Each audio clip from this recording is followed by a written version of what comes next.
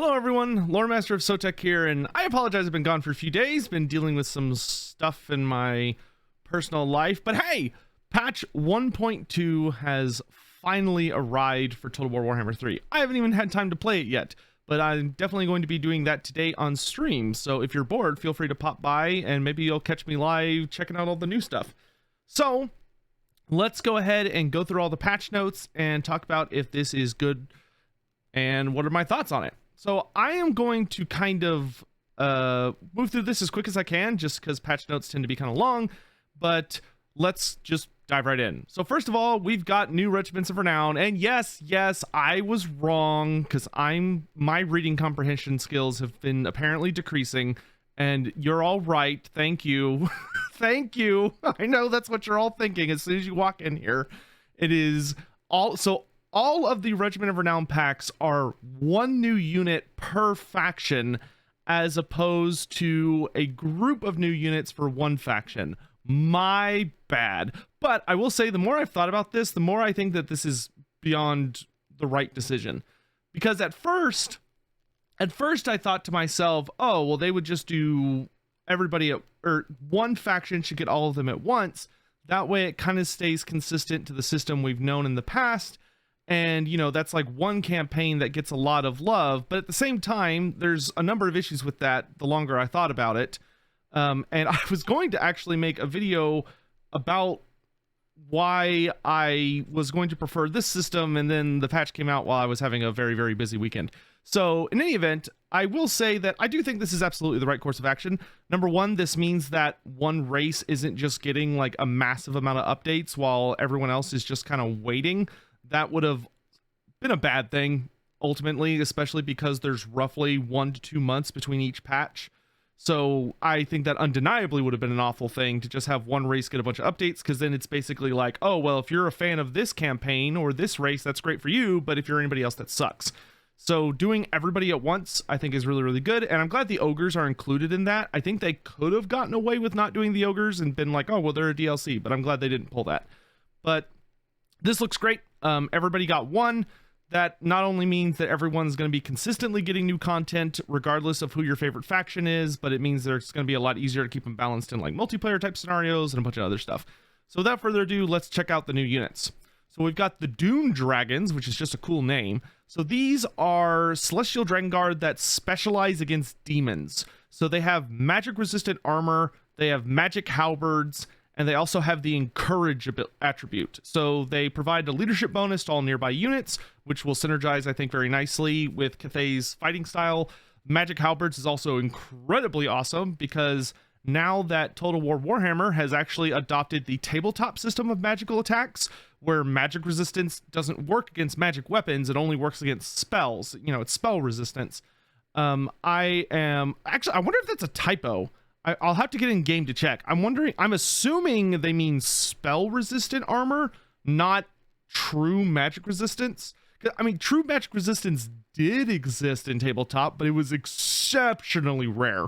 But I'm assuming they mean spell resistant when they say magic resistant. But in any event, having magical attacks is always a good thing. There is virtually no situation in Warhammer Fantasy where having magical attacks is bad.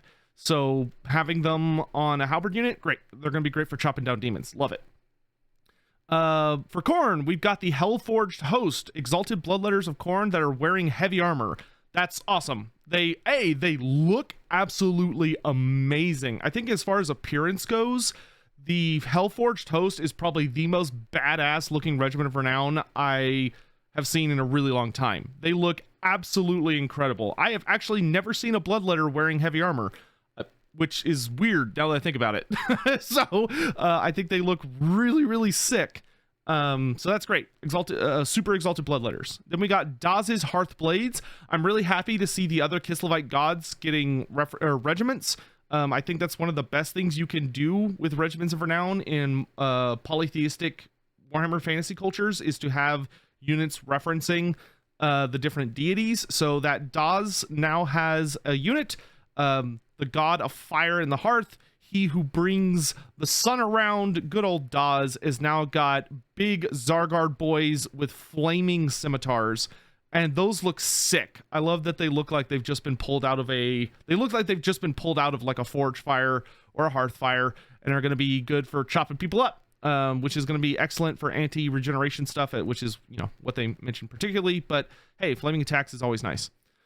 The Festering Stooges, a pretty hilarious name, but very appropriate for Exalted Plague Bearers. These are Exalted Plague Bearers that are said to have healing over time and restore their numbers through defensive abilities.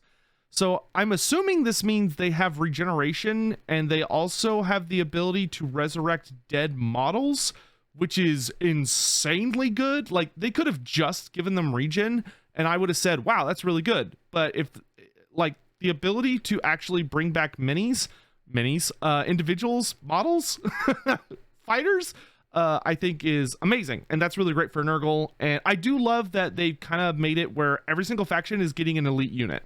Like, they made it very consistent. Everyone is getting a top tier unit as their new Regiment of Renown, which is awesome. Like, it's exalted demons or exalted little demons, and then, hardcore, like, top tier units for everybody else, which I think is a brilliant decision to keep everyone on the same page. The Powder Guts, which are ogre man-eaters that have specifically hail from the city of Nuln. So they have more of an empire theme and color to them, and they are from Wizenland, so they bear a lot of those. They just look fantastic, first of all. And second of all, they are showing up with faster firing rate, greater range, and greater accuracy, which is absolutely fantastic, especially because man-eaters with ogre pistols overall were kind of debuffed, so giving them a unit that kind of hails back to them being masters at blowing people off their feet is great. The Bringers of Beguilement, Exalted Demonettes of Slaanesh, that have perfect vigor, fantastic, and they have the rampage contact effect just like Witch Elves do. That is absolutely amazing. That's great. That is an ability that is never bad to have, just to trap enemies in your army so they can get ripped apart. And then Tzeentch got the Blazing Squealers, who have Warp Flame projectiles, which Warp Flame makes you more susceptible to fire damage, which is what all the other demons of Tzeentch shoot at you. And then they also provide nearby units with more ammo, which is just absolutely disgusting. That is definitely a unit you're going to want to kill as fast as possible if you're fighting against Tzeentch, because it means all of the other screamers, or sorry, not screamers, all the other horrors are going to be doing more damage to you as long as they're alive. And they also give more ammo. Yeah, they got to go. So, you know, all these units are absolutely fantastic. Great. Multiplayer leaderboard reset. Awesome. That's going to be hopefully excite everyone that's really into that, because it's now fresh ground for everyone to start slapping each other. And then they have fixed a couple issues with stability and performance, which is great. Mount skills auto unlock. Personally, I don't know if I felt this one was necessary right now. I think this might have been better to save for patch 1.3, because that's when we're getting the skill tree rework. But hey, you know what? They got time to fit it in. That's totally fine. This is great. It means that you're going to have more skill points to spend on other things, and it also means that you automatically get every mount. So it's just kind of like a natural evolution process, instead of you sitting there going, do I want to waste a point getting a horse when I know I'm going to ride a bear later, or, you know, something like that. I do actually really like this change, because there are other ways you can make mounts kind of like something to think about, where it's like, do I want to put this character on a mount, even though that's going to increase their upkeep and it might make them vulnerable to certain kinds of weapons, or it's going to change their playstyle. So I think this is great, and honestly, it's probably what it should have been back in the beginning. Battle auto resolution. They've made auto resolve less punishing, and now it's determined by your battle difficulty setting rather than your campaign difficulty setting. That is super duper good. I think that's great. I think one of the biggest issues is I personally like playing on hard as my battle setting, because I think very hard tends to be a little too punishing. But hard I find to be really enjoyable, but there are times where you're like, okay, I know I'm going to win this fight, but I can't auto-resolve this, because if I do, I'm just going to take a stupid amount of damage and lose a unit that's annoying to replace, especially if the unit is like particularly good or high rank. So they've made it where it's less punishing, which is awesome. AI behavior has been heavily tweaked where the Wood Elves are no longer going to be trying to constantly invade Norsca, which I will say is kind of a hilarious callback in my mind to a Warhammer 1 bug. Many people who are new to the setting might not know, or new to Total War Warhammer games might not know this, but back during Warhammer 1, there was a terrifying era where like Wood Elves were basically like the supervillains of the Warhammer world and were just constantly invading everyone around them, and it was terrifying. So it was kind of a hilarious callback to that, but I'm glad that they're back to being a more defensive focused faction, which is what Wood Elves should be doing. They also significantly have toned down the anti-player bias. Thank God. That is a huge change, and I think is going to make higher difficulty playthroughs especially much more tolerable, especially if you're playing one of the Chaos factions and you're having to deal with God tier Kislev just running around. Like Kislev was super annoying, so hopefully that means they'll behave themselves much more. And then they've also made AI much more aggressive, so it's more likely to initiate sieges instead of just laying siege to you and sitting there for like 50 turns. So that's awesome. Unit responsiveness has received some really good tweaks, which is absolutely fantastic. They've made it where ranged units in particular will have a much better response time and will also start shooting much more quickly after they've received a new order, which is fantastic. They should also reform properly instead of doing like weird. I mean, I've had issues where I tell a shooting unit to like change who they're shooting, and they kind of go through like this process trying to, and almost end in like a really awkward setup that is not great while they're trying to take fire at the enemy. So I'm glad that's been fixed. They've worked some more on, they resolved some issues that would result in units ignoring orders and becoming unresponsive. I've definitely seen that one, so hopefully that is fully fixed and we don't have to deal with it anymore. Resolved issues preventing flying units from attacking single entity land units. Glad that's been fixed, especially if you're trying to like snipe out weaker characters or chase them off the battlefield. They've removed transition animations, there we go, used by Iron Hail Gunners and Armor Kossars to make them a bit more responsive, and also that will increase their damage per second output, which is not a bad thing at all. And then they have implemented a bit of a fix for units engaged in melee ignoring retreat orders, which is definitely something I have seen, but we know that that's going to be receiving its real heavy fix in patch 1.3. Manual fire mode is back. Hooray! You can use it now in multiplayer, and it's been fixed. Awesome. General updates, they fixed an issue which I imagine was being exploited very heavily in fixed an issue which was that plagues were not being removed when you would have to deal with changing armies, so that's good. And then they've also made it where you cannot cheese out your Steam achievements by just playing the Demons of Chaos faction and recruiting all 4 greater demons and not having to play any of the mono gods. So that's probably good. All right, on to faction changes. Demons of Chaos. I need to finish a Demons of Chaos campaign. I have not gotten around to that. So they've made it where when you're previewing parts, it actually shows what your full new stats are going to be, which is nice, instead of it just taking into account all of your army effects, instead of it just showing you like the base, which would not be an accurate calculation. They've also made it, I imagine this was an exploit that people may have somehow been using, but they have fixed an issue where you can no longer switch out plagues when it's not your turn. They have fixed a couple of bugs. They've gotten rid of some, or they've repaired a couple of issues involving quests, and then they have fixed some of the various skills that were not activating.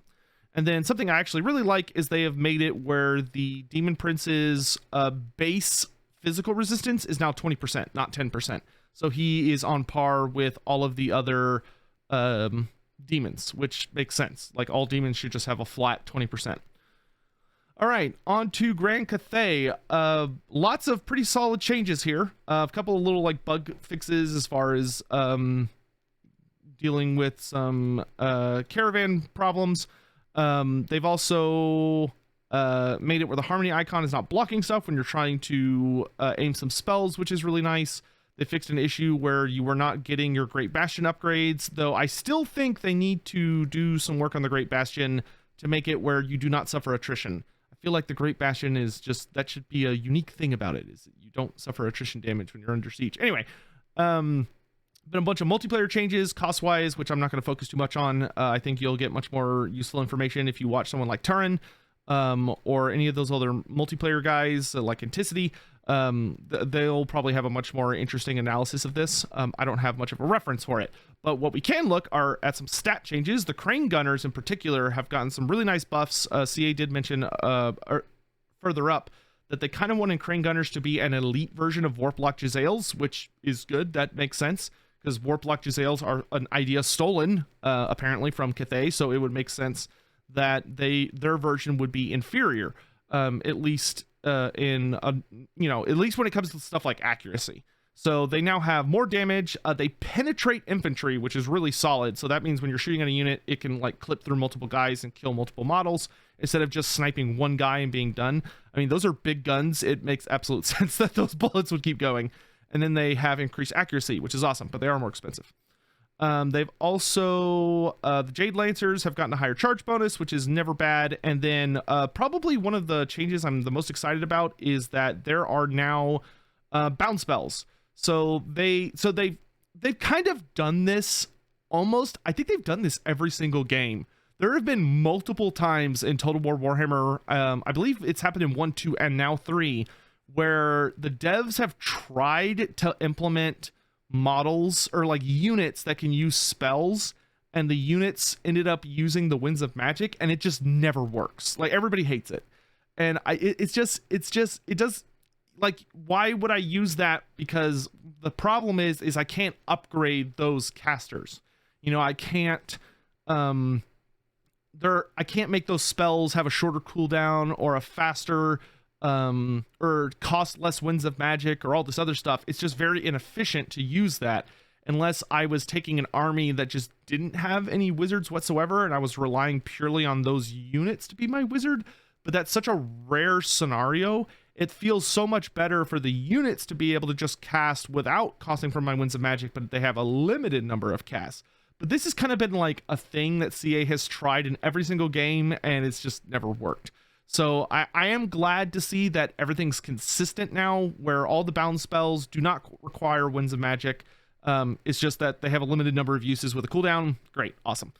Because that just makes it something nice that you should do your best to use, instead of being something that you're essentially kind of paying for, but very likely not getting much mileage out of.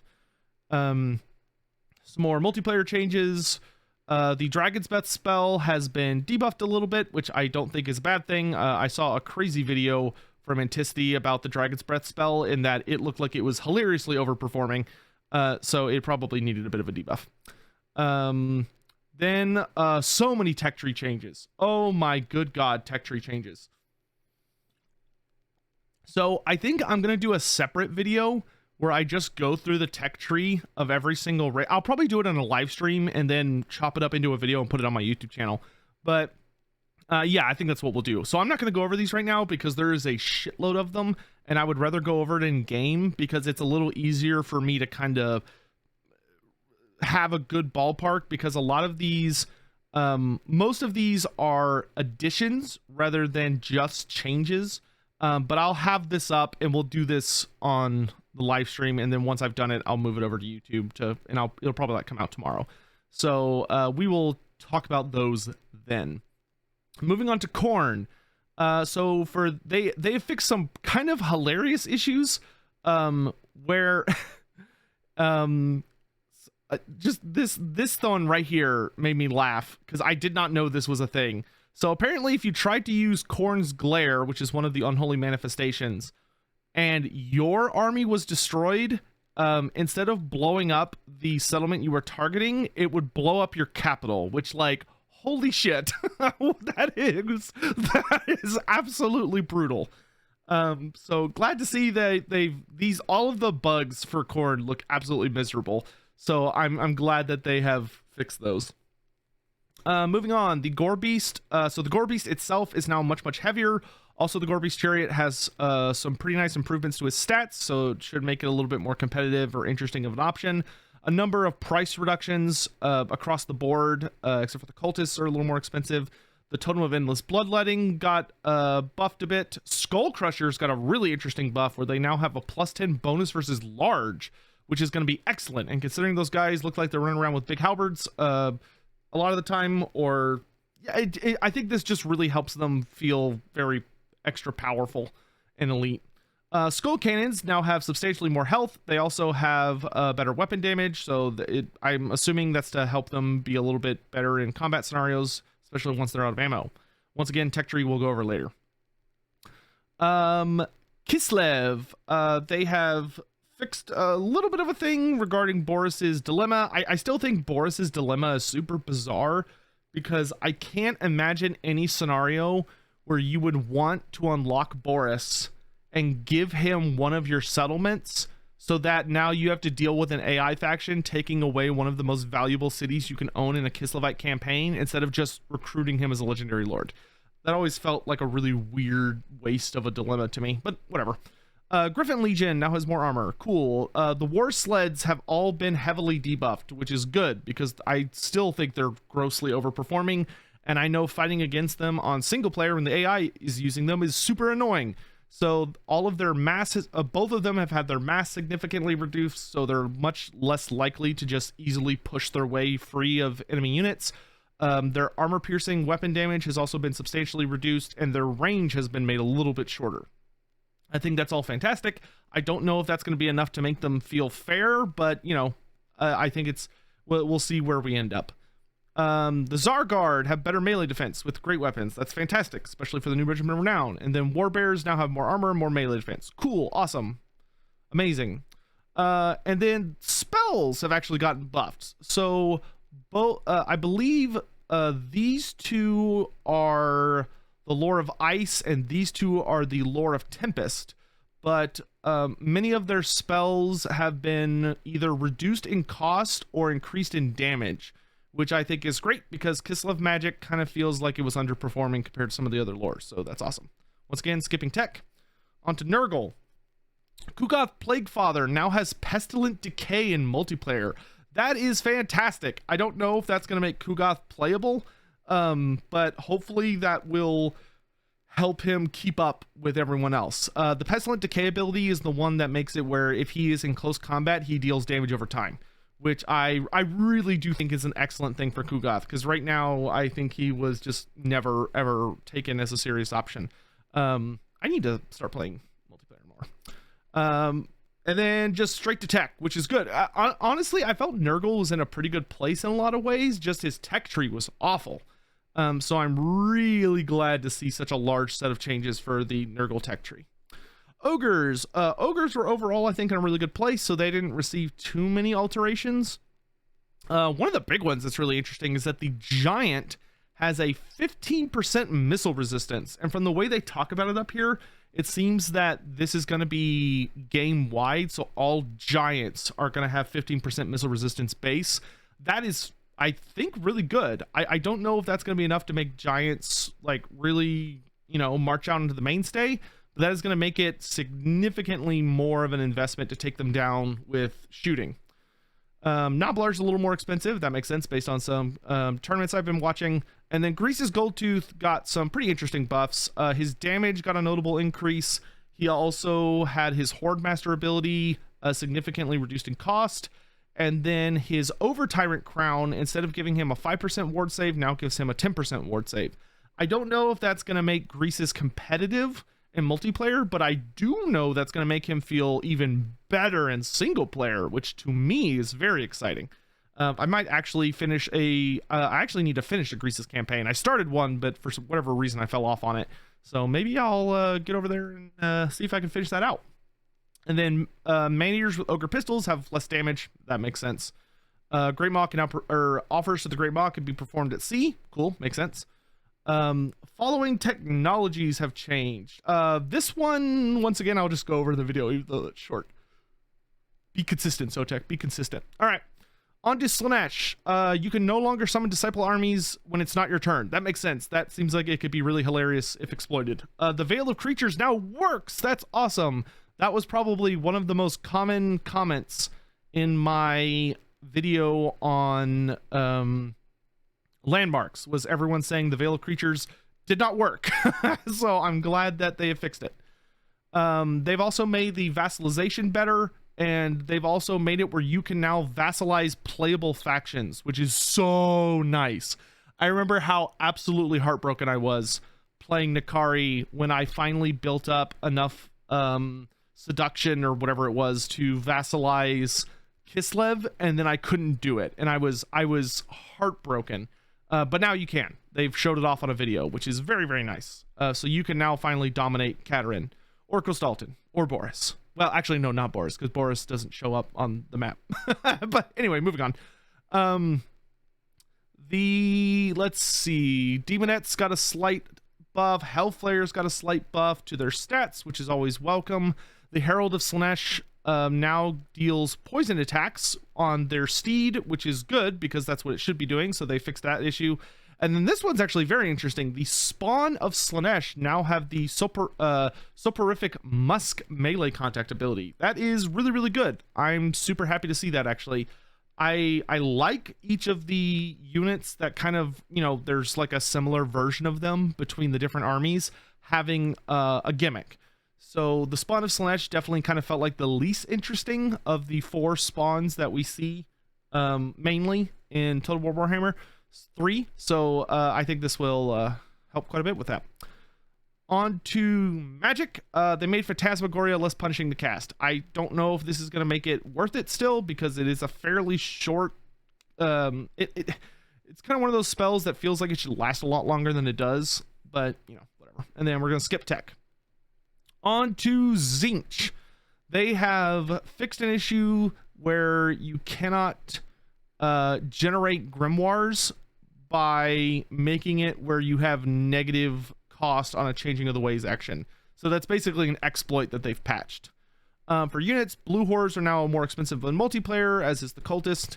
And screamers actually got a pretty interesting buff. So screamers have more health and 10 more armor. I don't know if that's going to make them viable, because I know a lot of people have told me that they're pretty bad, but hopefully that will, you know, push them along a little bit.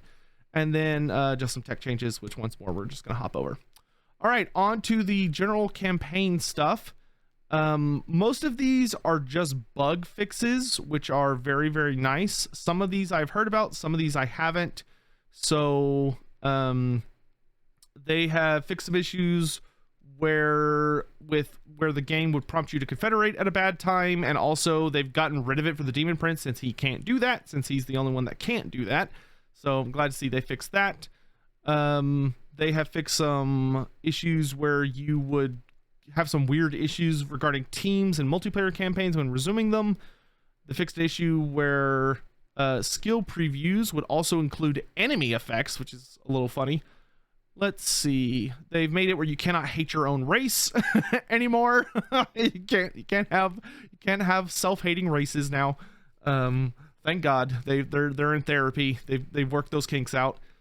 Let's see. Fixed issues with banners.